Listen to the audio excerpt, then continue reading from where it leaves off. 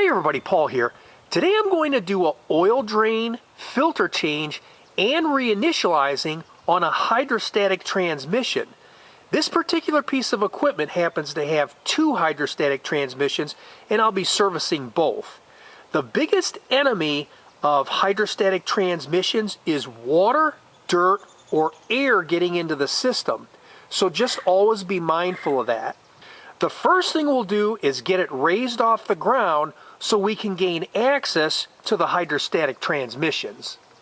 Once it's raised off the ground, make sure that you remove all the dirt from around the hydrostatic transmission oil fill reservoir cap before removing it.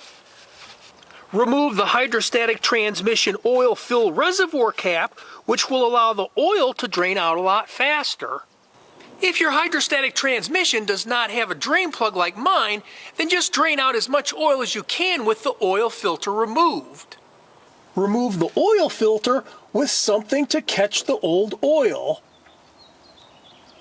Once the oil filter is removed, allow as much oil to drain as possible. Before you install the new oil filter, make sure you fill it with oil before installing it back on. This will help prevent air from getting into the system, which can cause major problems. Also make sure you coat the O-ring on the oil filter with fresh oil, and be sure to wipe away any dirt on the oil filter mating surface of the transmission where the oil filter attaches.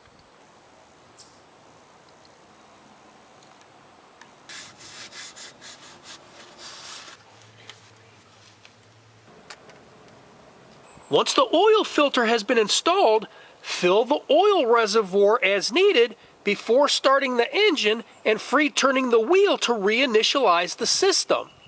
To free turn the wheel and reinitialize the system, the drive wheel, or in my case both drive wheels, will need to be lifted off the ground and supported in a safe manner.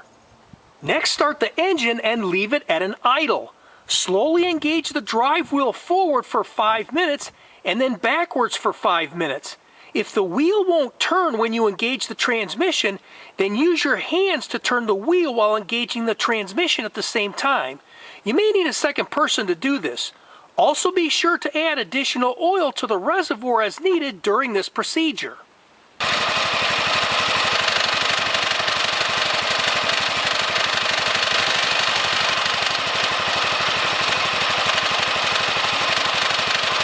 Next, engage the wheels both forward and backwards at half throttle, each for 5 minutes.